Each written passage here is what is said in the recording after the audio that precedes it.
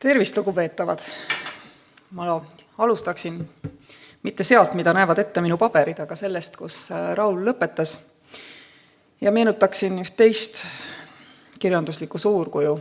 Goethe on öelnud, et oma vabadust ja elu väärivad need, kes selle eest iga päev võitlevad. Ja mulle meenus Rauli kuulates see vaidlus, mida sellel nädalal Eesti meedias lahti rullumas näeme. Vaidlus käib demokraatia üle. Kas meil on vaja veel ühte kohut riigireformi kontekstis, kus me püüame institutsioone vähendada? Kas meil on vaja veel ühte kohut ja samal ajal võib-olla vähendada parlamendiliikmete arvu? Ei kõla nagu demokraatia süvendamise plaan tingimata. Täna hommikul võtsin lahti lehed, nägin, vaidlus on arenenud. Panin käima raadio ja televiisori, kuulasin leheülevaateid, ei olnud arenenud. Kas me võitleme oma demokraatia ja vabaduste eest iga päev? Ehk ma eksin. Aga nüüd siis töö juurde. Inimestel ja rahvastel on ajaloos alati kaks võimalust, et kas minna ise ajaloo arengukäiguga aktiivselt kaasa või lasta ennast kaasa lohistada. Ja neist esimest võimalust saab ka kasutada, aga ainult siis, kui toimuvat ning lahendamist vajavaid probleeme õigesti tajutakse ning ollakse valmis edasiminekuga seotud koormat kandma. Meie praegused probleemid majanduses tunduvad olevat üldiselt teada. Nõrk nõudlus, keeruline väliskeskkond, tööjõupuudus, madal tootlikkus. Ja nüüd on neile lisandunud ka ebasoodus demograafiline olukord.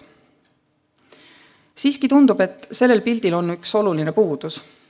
See pilt peegeldab peaasjalikult minevikku ja kajastab üsna vähe neid muutusi, mis tööd ja töötamist on alles nüüd mõjutama hakanud, kuid mis kujundavad selle sotsiaalmajandusliku keskkonna, milles meil järgnevatel kümnenditel elada tuleb. Sellest peame me rääkima. Tööst ja töötamisest, nii nagu ka Raul ütles. Loomulikult, majanduse kehva käekäigu põhjuste hulgas on demograafiline olukord, rahvastiku vananemine, mida juba 10 aastat peetakse arenenud maailmale üheks kõige suuremaks väljakutseks. Kuid seejuures pidage meeles, et demograafiast tingitud probleemide puhul on meil täna siiski tegu sügavalt hilinenud reaktsiooniga varem toimunud ja teada olnud muutustele. Võib öelda, et kõik, mis me teeme täna, on juba vigade parandus, millest võiks siis õppida, et vähendada uute vigade koormat tulevikus.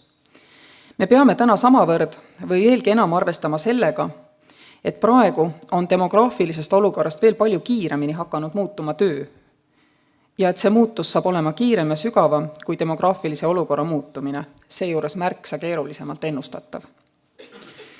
On üsna selge, et ebarahuldava, kuid stabiilse olukorra asemel nagu sündide puhul näeme majanduses hoopis teaduslik tehnilise arengu seniolematut kiirenemist. Sealhulgas digiajastu jätkumisest tingitud murrangulisi muutmisi tootmises ja väga traditsiooniliste töökohtade arvu ülikiiret vähenemist, eriti siin Euroopas. Kuid ei ole võimalik, et koos majandusliku arengu ja töö muutumisega ei muutuks ka inimeste elutingimused, käitumismudelid ja väärtussüsteem, see on lihtsalt paratamatu. Võimalused ja vajadused töö tegemiseks muutuvad ja ka vajalikud oskused muidugi muutuvad. Kuid mitte kunagi varem ei ole need asjad olnud korraga nii vastuolulises muutumises. Me teame, kuidas elada stabiilse või kasvava elanikkonnaga ühiskonnas, aga me ei tea, kuidas elada vananevas ühiskonnas. Me teame, kuidas rahuldada kasvavat nõudlust, kuid oleme nõutud sekulaarse stagnatsiooni ajal, mil säästmiskalduvus ühiskonnas järjest kasvab, aga investeerimissoov väheneb. Me teadsime väga hästi, kuidas rajada tarbimisühiskonda, aga me ei oska kohanduda selle uue tarbimisühiskonna tõekspidamisi vähe arvestava uue ratsionaalsusega.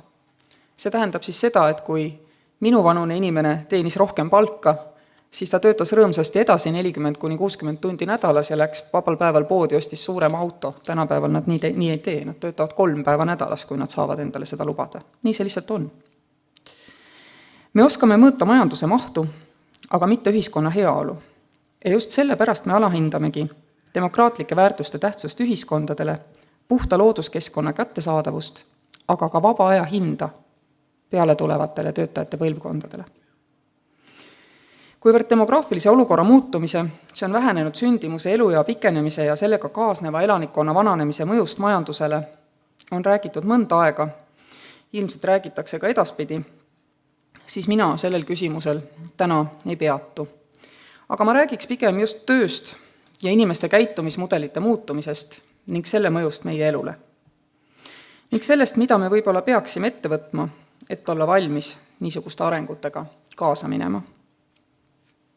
Sest nii, nagu me jätsime 90-ndatel vajaliku tähelepanuta sündimuse vähendamisega kaasnevad probleemid, ei maksaks meil täna samamoodi jätta tähelepanuta seda, mida toob endaga kaasa töö muutumine.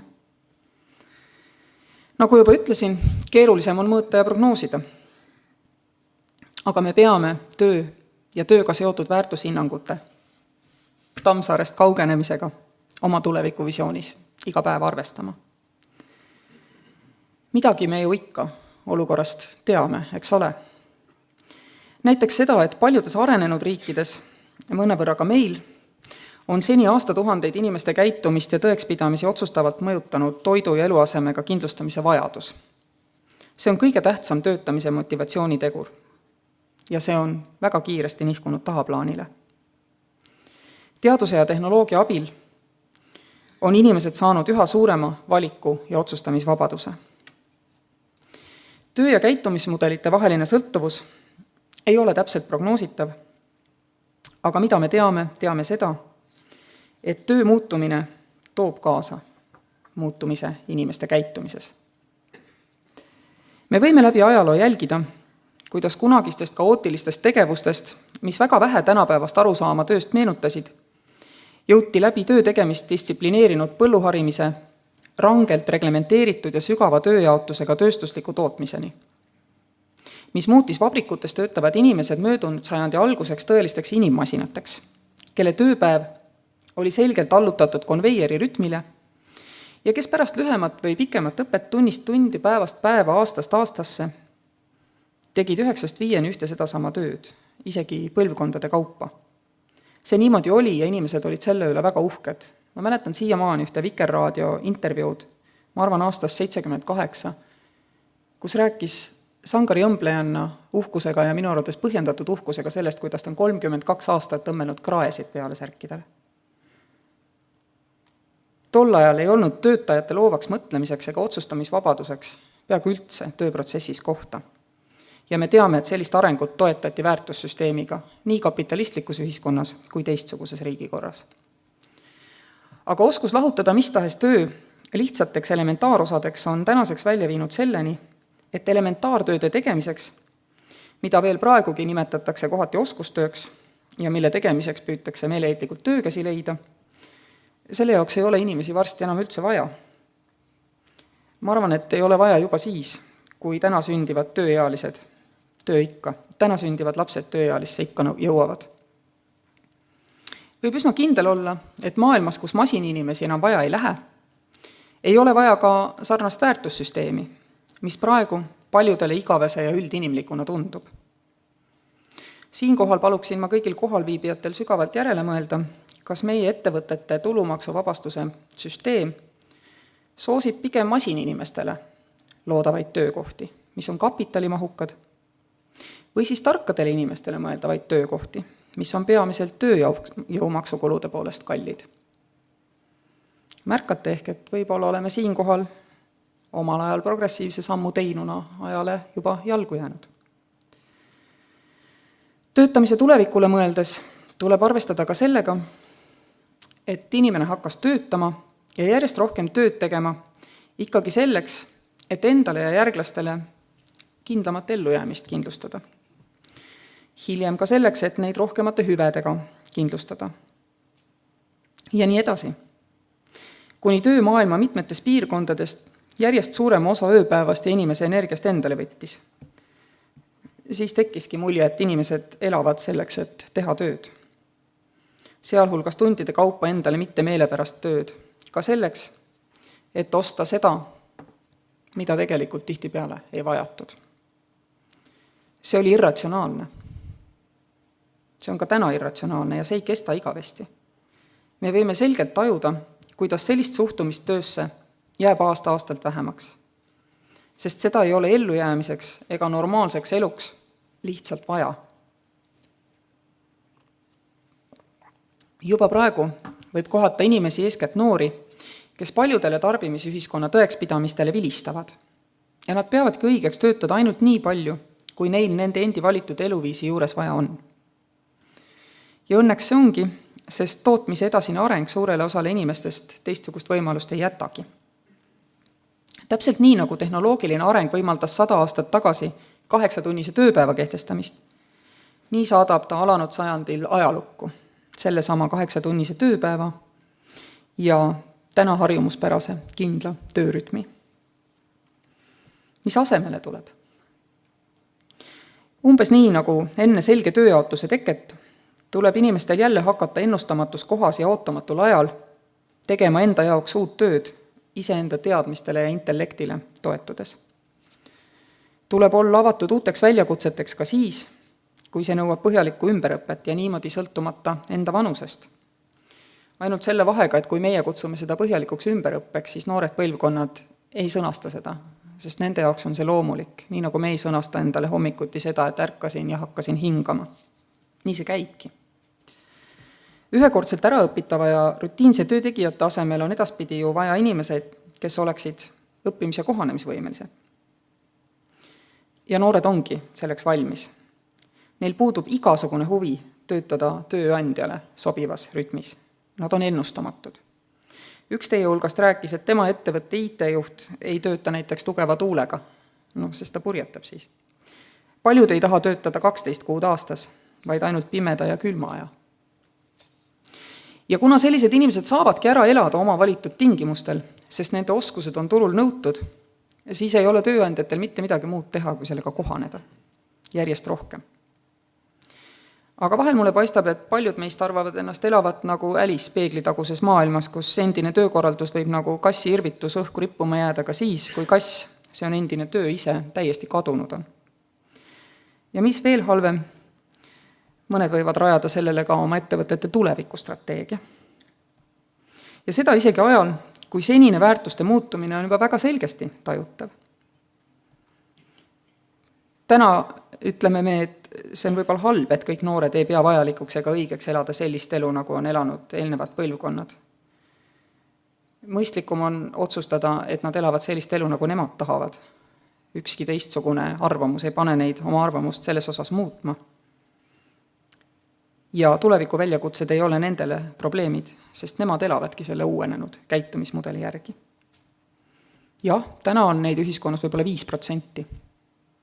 Aga mäletate, tehnoloogiline ühiskondlik areng on järjest kiirenev. See on alles algus.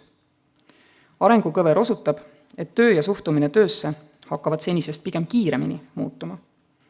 Sest reaalses maailmas paraku on nii, et kui kaob kassi naeratus, siis on kindlasti kadunud ka kass. Kui täna saab muutunud ja teistsuguse ellu ja töösse suhtumise inimesega marginaalse suurusega rühmaks tõesti pidada, kellega eriti nagu ei olekski vaja arvestada või kellest võib veel isegi loota, et neil tuleb aja möödudes ja vanuse kasvades mõistust pähe, umbes nii, nagu see oli pool sajandit tagasi hipide ja teiste lillelastega, siis tõenäoliselt me eksime. Seekord nii ei lähe. Hippidel oligi omal ajal soovi korral kerge hakata mingisugust tavalist tööd tegema, sest selliseid töökohti oli siis kõige enam ning ega neist enamikul ellujäämiseks teistsugust võimalust ei olnudki. Aga nüüd on olukord väga teine. Traditsioonilise töökohad kaovad, just täpselt samamoodi, nagu kõigis arenenumates ja tehnoloogilisemates põllumajanduslikes tootmistes juba kadunud ongi. Me oleme selle juba ükskord üle elanud põllumajanduses. Miks peaks see minema teisiti nüüd tööstuses, tootmises? Ma olen täitsa kindel, et meil tuleb leppida mõttega, et mitte väga kauges tulevikus saab suure osa töövõimelise elanikkonna elu olema just selline, nagu selle on täna valinud üks osa Kalamaja noori. Ettenägevas ja end muutusteks institutsiooniliselt ettevalmistada suutvas ühiskonnas on inimeste kohanemist võimalik kergendada ja kiirendada. Ja see asjaolu ongi meie jaoks kriitilise tähtsusega. Sest sellel sajandil jäävad võitjaks need, kes neid eesootavaid muudatusi kõige paremini tajuvad ning selleks kõige paremini ette valmistuvad. Murranguliste aegade suurim keerukus seisnebki selles, et ühel ja samal ajal tuleb osaliselt elada veel endises maailmas, kuid samal ajal kohanduda juba eluks muutunud maailmas. Kogu ühiskond muutub, inimesed, ettevõtjad ja riik. Ilmselt on selles kolmikus ikkagi kõige dünaamilisemaks nagu alati ettevõtlussektor, sest turukonkurentsi tingimustes toimub siin ju selektsioon iseenesest, võib-olla läbi valusate pankrottide, aga ta kindlasti toimib. See, milliseks see selektsioon kujuneb, sõltubki täielikult sellest, kui ettenägelikud olete teie, meie ettevõtjad, ja loomulikult sellest, milline on teie tegevuskeskkond.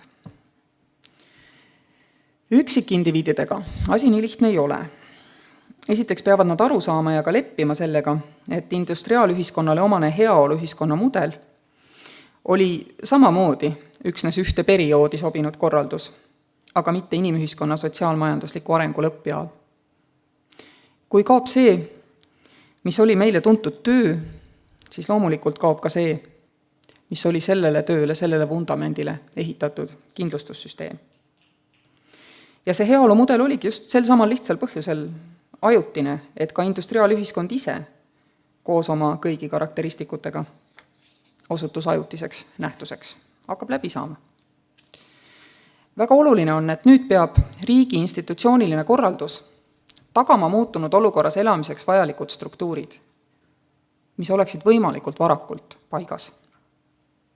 Kõige olulisemaks ülesandeks on siin erinevate võimaluste ja vajadustega inimestele kohanemiseks vajalike tingimuste tagamine, sest vastasel juhul inimesed ei lepi nende muudatustega ja siis tuleb leppimine läbi kataklüsmide. Seda me ei taha. Kui alustada lihtsamast, siis tuleks mõelda sellele, kuidas asendada see teadmine, et äraõpitud amet tagab pärast 3-40 aastat kohusetundlikku tööd pensionärina inimväärse toimetuleku elu lõpuni selle uue teadmisega, et inimväärse elu suudab tagada üksnes inimese kohanemisvõime, suutlikkus õppida ja töötada kõrge eani, et inimese elukvaliteet üle kogu tema elukaare sõltub eeskätt temast endast ja mitte riigist ja tal on õigus, isegi kohustus teha kogu selle perioodi vältel otsuseid ja valikuid, mis võimaldavad tal puhata samamoodi üle elukaare, nii nagu töötada üle elukaare.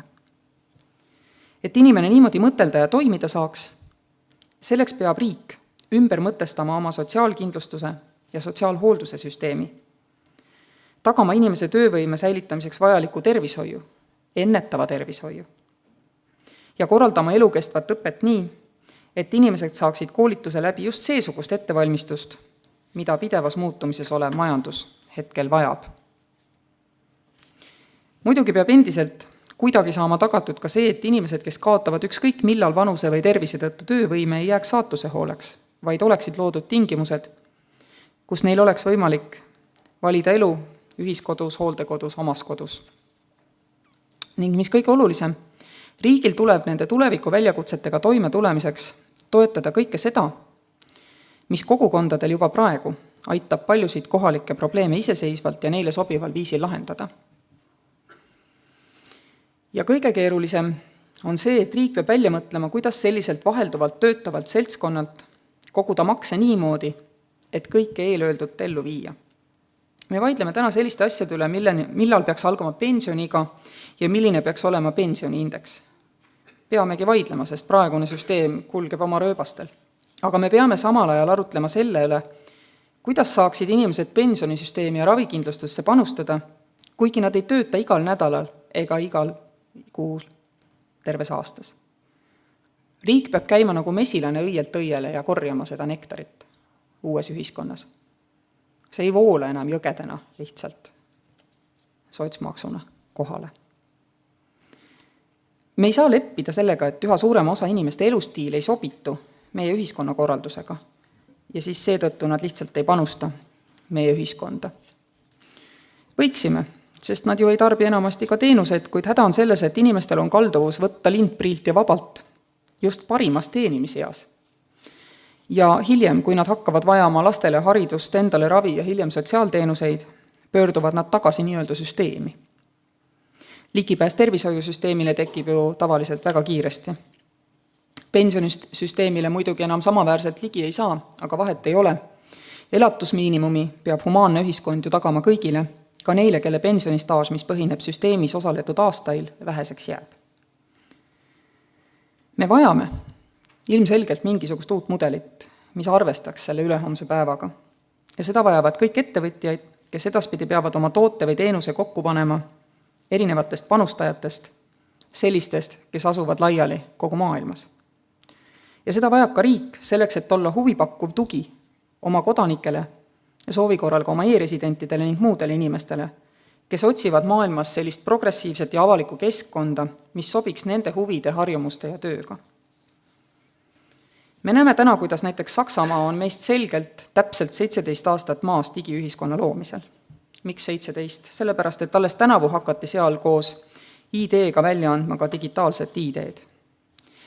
Aga suure riigina on neil ambitsioon meile 5 aastaga järele jõuda ja sealjuures on nad valmis selle saavutamiseks muutma põhiseadust, et anda keskvalitsusele võimalus digiühiskonna kujunemist juhtida riigi, mitte liidumaa tasandil. Neil on seda võimsust ja jõudu kaotatud aega tasa teha. Aga kui meie peaksime hilinema töö muutumise mõistmisel ja hakkama teisi riike pärast taga ajama, kui nemad teevad oma sotsiaalmudelid valmis ja korda enne, kui meie seda teeme, siis meil ei ole nende vigade parandamiseks jõudu. Me lihtsalt peame neid vigu ennetama. Öelge parem kohe lahti vananenud tellimusest riigile, mis puudutab igasugust ettevõtluse toetamist ja tugisüsteeme, haridussüsteemist teie masinaga sobituva inimese tellimisest ja muust sellisest eilsest päevast.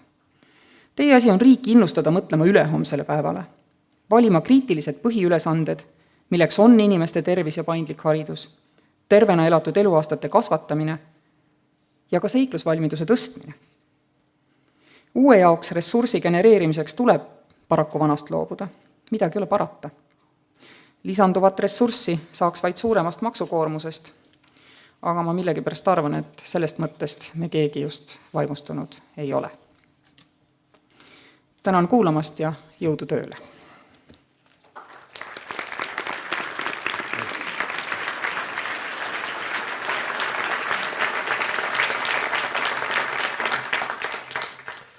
Suur tänu. Me olime siin mures, et kas sobib presidendile tööandjate kommi kinkida. Meile öeldi, et sobib küll. Sobib ja küsimusi sobib ka tegelikult küsida. Küsimused saalist.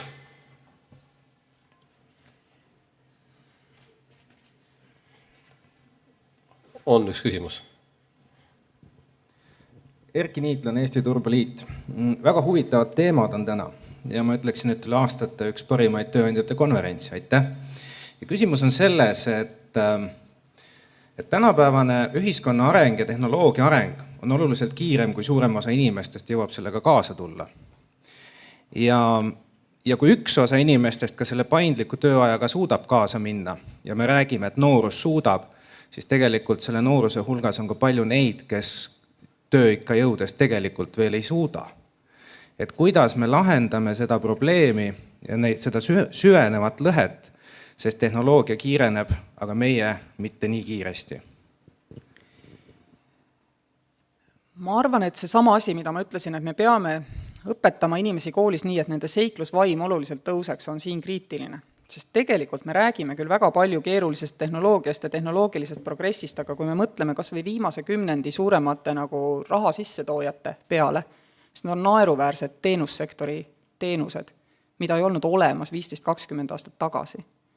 Nende väljamõtlejad ei ole alati väga kõrgelt haritud või väga keeruliselt mõtlevad inimesed. Mõtleme, mis on toonud raha sisse Facebook, Uber lendab päris hästi. Et see on huvitav vastuolu selles mõttes, et me ei saa öelda, et maailma viivad täna edasi ja mõtlevad välja uut majandust. Ainult need, kes on tehnoloogiliselt suutlikud või kõrgelt koolitatud. Tegelikult teisel pool toimub hoopis vastupidi. See protsess, et kuna suuremal osal inimestel on jõukust midagi tarbida, mingit toodet, mingit teenust, siis mahub turule hästi palju asju, mis on oma olemuselt imelihtsad.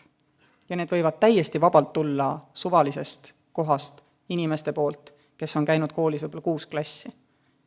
Ka see on selle uue ühiskonna ilu, et põhiline on seiklusvalmidus ja julgus, mida me peame täna õpetama. Julgus oma ideest teha toode või teenus.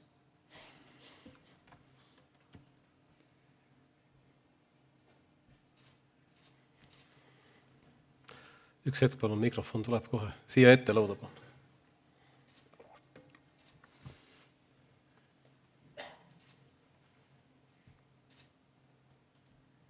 Tervist, Ando Jukk ja UPM10 Otepäält, pioneeritootja. Aga küsimus on selline, et tänased haridusvalikud minu arust õpetavad rohkem, kuidas kogutud makse ära kulutada. Aga võiks olla hoopis suunatud sellele, et kuidas seda sama maksutulu ja ettevõtlustulu rohkem juurde luua, et just need kõrgelt haritavad elukutsed on need, kus ma näen, et see asi läheb lahku. Et kas te jagate seda seisukohta ja kuidas see elu võiks olla korraldatud?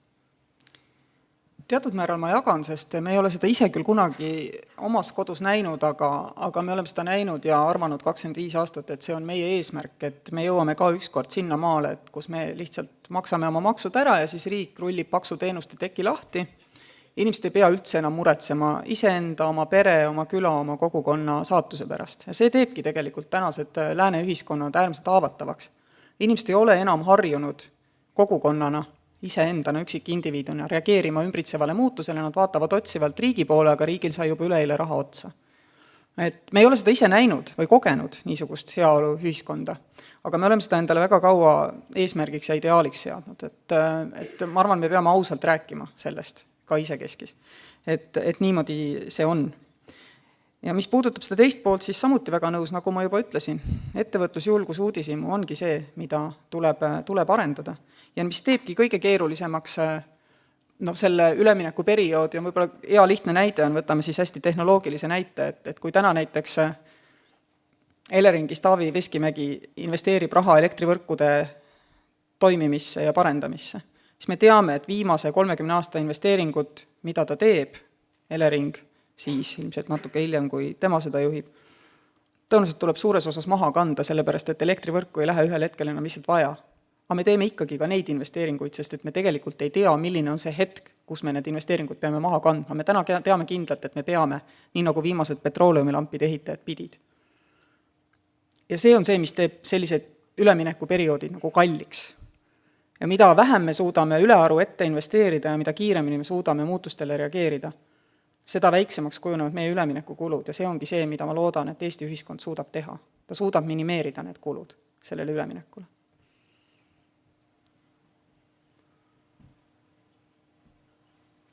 Ja palun, nüüd on siin servas.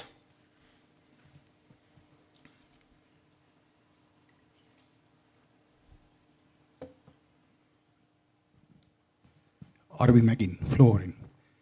Aitäh, austatud president, sellise innuka ja väga julge ettekande eest.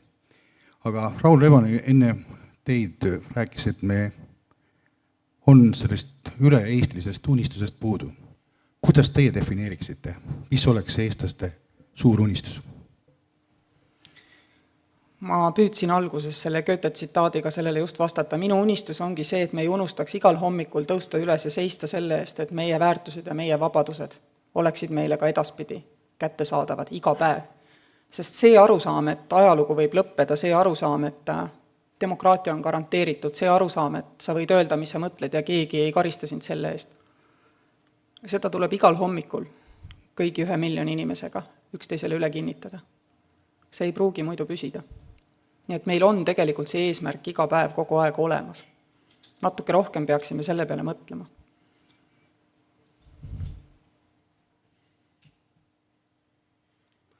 Aga siis veel kord suur tänu.